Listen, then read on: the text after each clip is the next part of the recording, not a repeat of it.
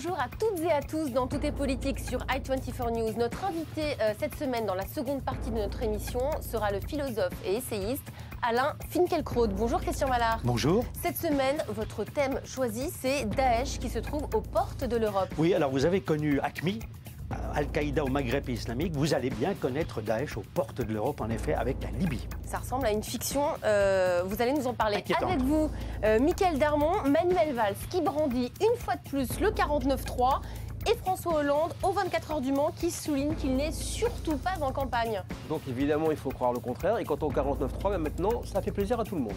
Allez, tout est politique. Le 49.3, on remet ça. Manuel Valls veut aller vite. Il a choisi une nouvelle fois de passer en force sur la loi Macron. Et comme en février, il va donc utiliser l'article 49.3. Il va donc engager la responsabilité de son gouvernement sur ce texte qui divise toujours la majorité. Mickaël Darmon, près de 7 Français sur 10, d'après un sondage, critiquent le retour au 49.3. C'est quoi? C'est une façon de marquer son autorité une fois de plus? Oui, parce qu'on est dans l'après-congrès de Poitiers. Il faut bien comprendre qu'on est dans une sorte maintenant de jeu de rôle complet. Parce qu'à Poitiers a été réglé, au fond, le problème du Parti Socialiste. Ah non, quoi qu'on dise, quoi qu'on dise les détracteurs et quoi qu'on dise Christian Mallard, le congrès de Poitiers a réglé le problème entre les frondeurs qui ont leurs 30% et la majorité. Mais avec les frondeurs François Hollande, sont toujours là, Mickaël. qui a aujourd'hui donc effectivement gagné le congrès. Et à partir de maintenant, on a transféré les débats qui seront plutôt dans le parti. Et le gouvernement gouverne et fait ce qu'il veut et ce qu'il pense devoir faire pour les Français. On parle de jeu de rôle, on parle de mascarade, les frondeurs reviennent au front, si je puis dire. Tout, les frondeurs, ils vont dans les chaînes d'infos. Il parle d'aveu de faiblesse, il parle d'aveu de faiblesse de la part de Manuel Valls. Vous dites qu'ils vont dans les chaînes d'infos, mais finalement, ils n'agissent pas. Ils n'agissent pas, les frondeurs. Ils agissent, mais ils n'ont aucun rapport de force politique.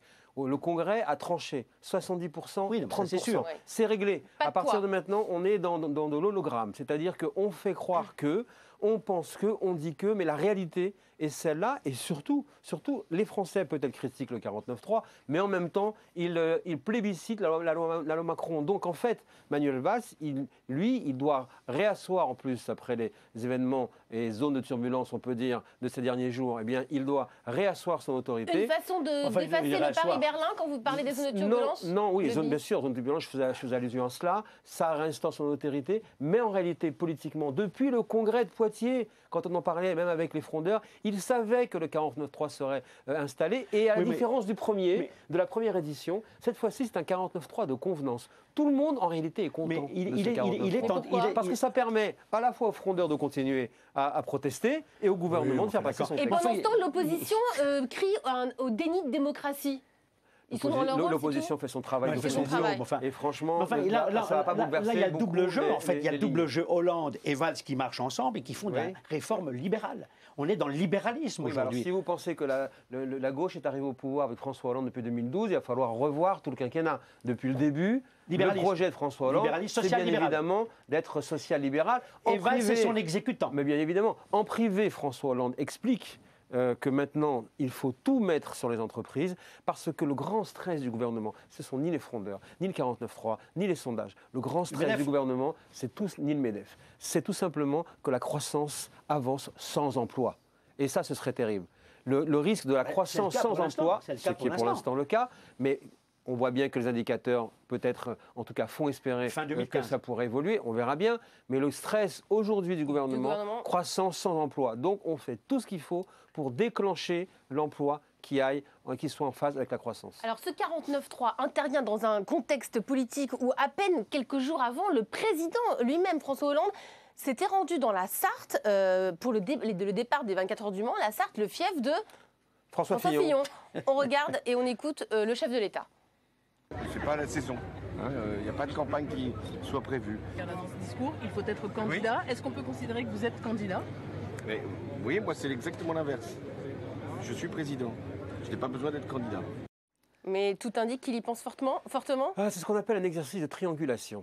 François Hollande adore répondre non à la question qui justement a le seul mérite d'être formulé. Le simple fait que les journalistes posent et reposent la question au moment où ils vont sur les 24 heures du Mans, sur la ligne de départ de 24 heures, là, hein. Franchement, 24 heures du Mans, départ d'une course, franchement, dans le symbole, en stabilo-boss, on fait quand même bien comme il faut. Et puis tous les journalistes disent « Mais est-ce que vous êtes candidat ?» Et lui répond « Non, je ne suis pas candidat. » Mais de quoi parle-t-on? Uniquement de la campagne présidentielle de 2017. Donc bien évidemment, François Hollande est candidat. Mais ça, c'est un aspect uniquement de sa candidature, en tout cas de sa démarche, de sa mise en campagne. Parce qu'il a en fait quatre piliers, on va dire. Il doit relancer l'économie, il doit se remettre en contact avec les Français, il doit lancer l'identité. On a vu les journées sur l'islam. Et il doit aussi montrer que l'influence de la France sur le plan géopolitique reste puissante. Vous dites que les frondeurs ne servent à rien aujourd'hui, qu'ils ne sont plus rien pratiquement.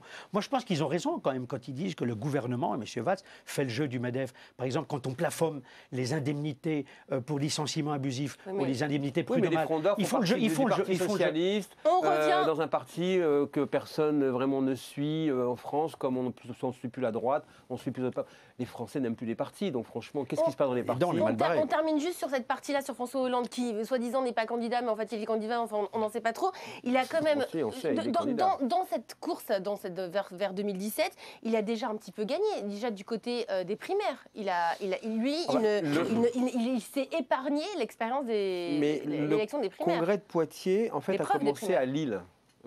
L'accord avec Martine Aubry à Lille, on en avait souvent parlé ici, en marge de la Coupe Davis, lorsqu'il y a eu effectivement ce tête-à-tête au restaurant, eh bien, tout a été calé à ce moment-là. À la fois le soutien de Martine Aubry pour le Congrès, le fait qu'on mette de côté la question donc, pour les primaires, et François Hollande sera très certainement désigné candidat parce que c'est la tradition et du Parti socialiste et donc de la Ve République. Et le mini-remaniement qui a eu lieu cette semaine. Eh bien, il participe également. Pas avec des têtes d'affiche. Voilà, pas des têtes d'affiche. Mais enfin, franchement, il n'y a que les journalistes pour croire que c'est un casting, un remaniement de cinéma. Qu'est-ce qu'il a fait? 2 personnes. C'est des retouches.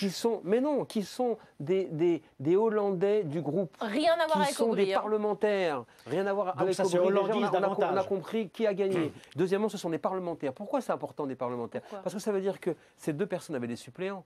2 suppléants vont devenir députés. Donc on est content au groupe. Ça veut dire que le groupe parlementaire est cajolé. Ce sont des personnes effectivement, ce qu'on appelle, qui viennent du marais du groupe, des gens qui ne sont pas effectivement une tête d'affiche, mais qui sont très importantes pour François Hollande parce que ce sont des proches de François Hollande. Et de Lionel Jospin avec Clotilde Walter. Aussi. C'est un signal supplémentaire qu'effectivement Hollande est en train d'organiser sa garde pour 2017. Pour 2017. Allez, tout est politique. Daesh aux portes de l'Europe. La Syrie, l'Irak et maintenant la Libye où le groupe État islamique gagne du terrain. Aujourd'hui, le groupe terroriste conquiert de plus en plus de territoires en Libye. Christian Mallard, en préparant cette émission, vous voulez quelque part presque lancer un appel parce que le monde ne voit rien du tout. Non, mais je crois que nos gouvernants en Europe sont très inquiets aujourd'hui. Je crois qu'il y a un signal d'alarme très clair. C'est que Daesh, vous le disiez à l'instant, après avoir gagné du terrain en Irak, en Syrie, en menaçant toujours Bagdad, Damas, est en train de gagner du terrain énormément en Libye. Ils ont déjà saisi 2 villes, Sirte, pas n'importe laquelle, ville natale de Kadhafi, Misurata, et ils ont déjà gagné pratiquement 200 km de la côte méditerranéenne. Ils s'approchent des champs pétroliers, où c'est là que se trouvent 70% des réserves libyennes de pétrole. Et vous savez qu'avec le pétrole, on l'a vu en Irak, ils arrivent à vendre ce pétrole, à écouler ce pétrole à des prix défiant toute concurrence, ce qui fait quand même leur machine de guerre, ce qui nourrit leur machine de guerre. Donc aujourd'hui, il y a une véritable inquiétude. L'ONU essaye de regrouper, si je puis dire, les forces sur le terrain en disant, voilà, on a un problème majeur, il y a 2 gouvernements, il y a 2 parlements qui s'affrontent. Il y a d'un côté Fajr el-Libya, qui est très islamiste, puis de l'autre côté, on a ce qu'on appelle l'Assemblée de Tobrouk, qui est conduite par un général, le général Haftar, ancien proche de Kadhafi, retourné par la CIA, et qui aujourd'hui essaye de gagner du terrain. Ces 2 groupes, au lieu de s'entendre contre Daesh, sont en train de s'entre-déchirer. Ils sont avec 2 parlements différents. Et l'ONU n'arrive pas à les mettre ensemble. Alors pendant ce temps-là, il y a 3000 combattants de Daesh sur le terrain qui viennent d'Algérie, de Tunisie, toute la région. Algérie, Tunisie, qui viennent d'Égypte aussi, et qui sont en train de prendre... Mais pourquoi vous dites que nous, on ne voit rien ?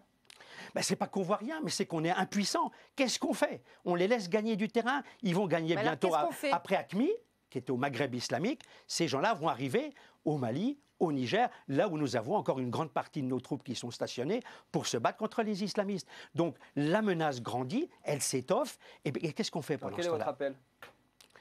Eh bien, il faut que les Européens, les Américains, tout le monde interviennent sur le terrain. Je regrette. Pas assez sans arrêt de dire il faut que les Américains, les Européens, ils ne font rien. Ils voient bien tout ce que vous dites là, bien évidemment, ils le voient également.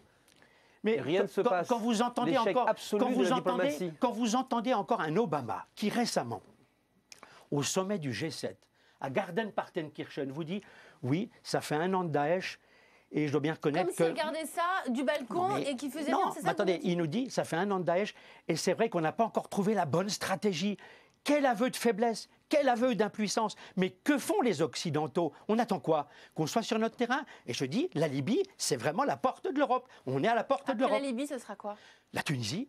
L'Algérie, pour l'instant, avec, disons, la vieille garde qui est au pouvoir et puis un peuple qui est fatigué et qui est contre les islamistes, elle tient le choc. Elle tient le choc. La Tunisie tiendra le choc. Ce sera, elle tient le choc. J'en suis pas sûr. Ligne de front non. aussi, parce le Maroc est déjà pénétré. C'est le pays qui est le plus avancé en termes d'évolution démocratique. On est d'accord. C'est le pays le plus avancé. Mais cela dit, on a au pouvoir des gens sérieux qui incarnent la démocratie, mais on a quand même, en arrière-garde, si je puis dire, on a quand même encore comment il s'appelle, Ghanouchi, Enarda, qui sont là et qui surveillent et qui demain seront prêts à reprendre le pouvoir civil. Et ce sont des islamistes.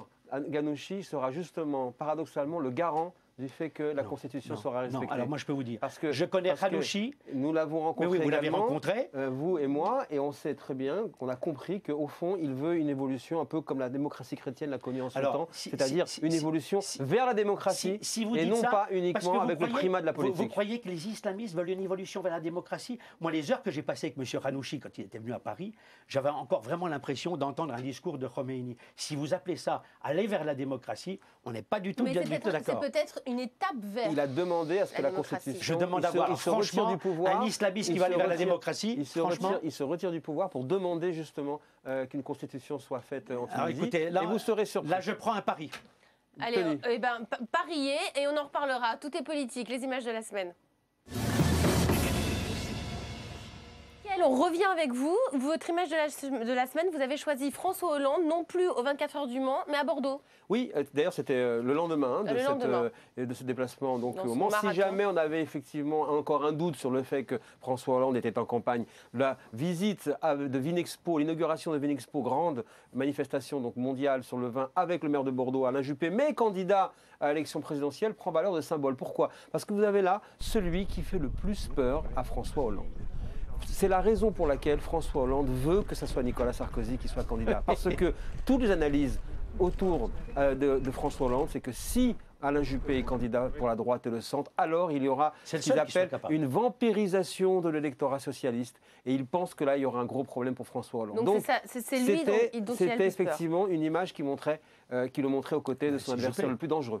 Vous dites que c'est Juppé? Moi, je pense que c'est Juppé le plus dangereux pour gagner à droite. Et c'est le seul. Il en a vraiment envie. C'est la seule véritable menace pour Hollande. Oui, il en a vraiment envie. C'est la seule véritable menace. Parce que aussi, on dit très souvent, il faut comprendre qu'il arrive à un stade de sa vie politique aujourd'hui. Il est déterminé. Effectivement, c'est maintenant ou jamais. Et il a également le message, l'onction, on va dire la mission donnée par Jacques Chirac. Lorsqu'il a dit qu'il était heureux de voir qu'Alain Juppé avait enfin un rendez-vous avec le pays, il fallait surtout traduire « Faites battre Nicolas Sarkozy ». Christian, votre image de la semaine, c'est dans la famille Bush, et c'est Jeb Bush qui, ça y est, se lance dans la campagne présidentielle américaine. Après, il arrive chez les démocrates. Là, il y a pléthore de candidats chez les républicains. C'est lors de son meeting en Floride. Oui.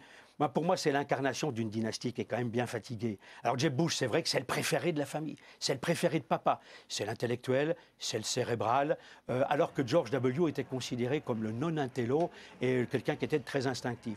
Alors, il y a un moment donné, j'ai quand même rigolé quand j'ai vu le discours de Jeb Bush l'autre jour qui nous dit « Je vais ouvrir mon cœur et montrer que Jeb est différent de George W. » Dis donc, il a commencé son discours en se comparant à George W. Non, en disant « Je vais montrer que mon cœur, je suis différent de George W. » Ça veut tout dire. Et il nous dit « L'Amérique mérite mieux. » Écoutez, franchement, déjà après George W. Bush, elle méritait mieux, l'Amérique. On a eu Obama. Je pense qu'elle mérite mieux. Si ça avait Jeb Bush, j'en suis pas sûr. Il a commis une première bourde. Je vais vous raconter. À un moment donné, on lui dit est-ce que vous êtes d'accord avec ce qu'avait fait votre frère avec la deuxième guerre du Golfe en 2003 ? Il dit oui, je soutiens mon frère dans l'invasion de l'Irak de 2003. Puis il s'aperçoit qu'il a dit une bêtise. Alors il dit, mais vous savez, j'aime tellement ma famille que je n'ose pas la critiquer. Mais en effet, si on est parti faire la guerre d'Irak, ajoute-t-il, sur la base de fausses informations, ce que m'avait dit Colin Powell à l'époque, eh bien je pense que c'est une erreur. Donc en même temps, il désavoue son frère. Donc je crois qu'il a intérêt à éviter les bourdes. Mais je ne pense pas que ça soit le meilleur des candidats chez les Républicains. Moi j'ai un nom, Marco Rubio. Ah, vous y croyez? Je le trouve très intelligent avec des propos. Vous en aviez déjà parlé d'ailleurs. Je ne suis pas prophète, mais je trouve que Marco Rubio, c'est quand même plus sérieux que Jeb Bush. Mais en même temps, Jeb Bush a quand même peur, parce que regardez, il a un slogan de campagne, c'est Jeb 2016. Pourquoi il ne met pas Jeb Bush 2016? On a l'impression que le nom de Bush, quand même, ça peut le gêner. L'handicaper. Merci, messieurs. Restez avec nous sur i24 News, car juste après les infos, notre invité sera le philosophe et essayiste Alain Finkielkraut. À tout à l'heure.